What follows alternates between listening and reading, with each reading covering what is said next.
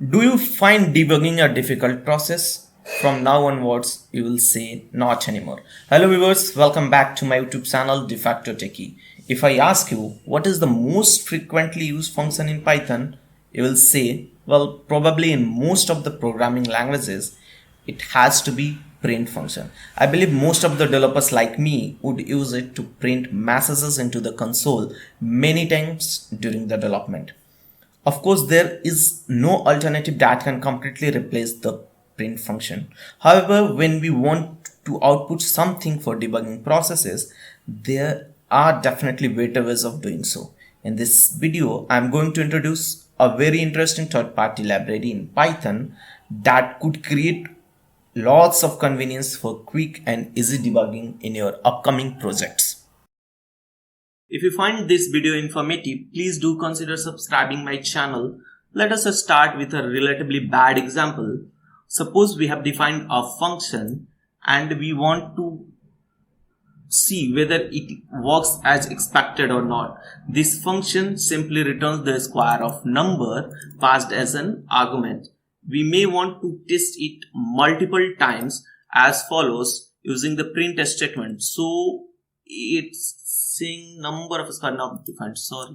Okay, so it giving me output 4, 9 and 16, right? This is okay for now. However, we'll have much more lines of code in practice. Also, there could be many print functions that print different things in the output area. In this case, sometimes we may be confused about which output is generated by which print function.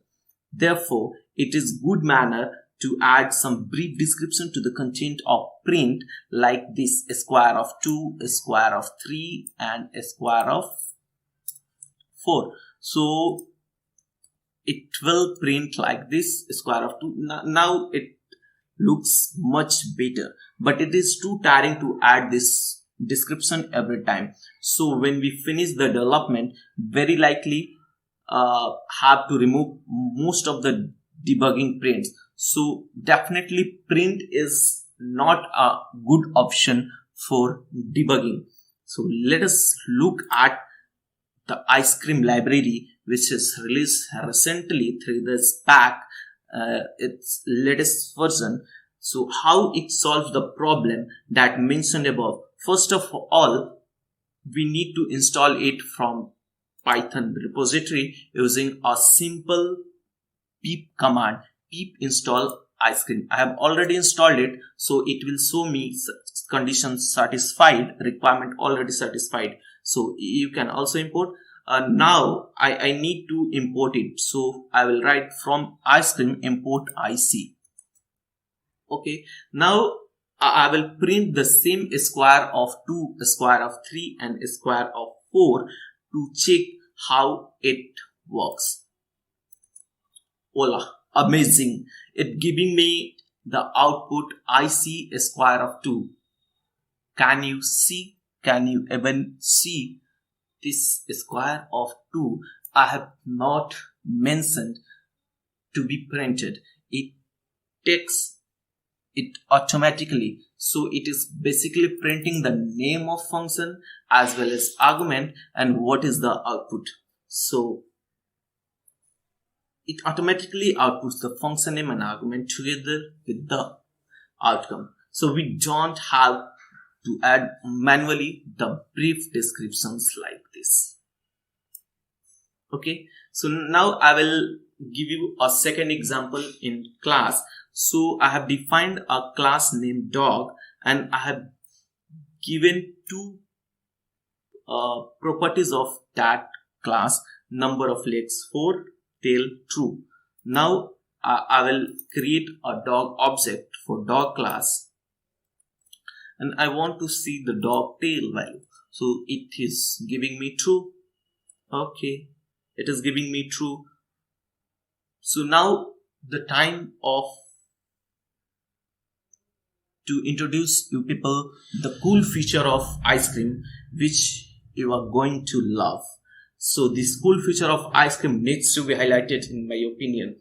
That is, the IC function will not only output the verbose information but also pass the value through so that it can be wrapped of anything. In other words, we can put the IC function to anything in our code without affecting it.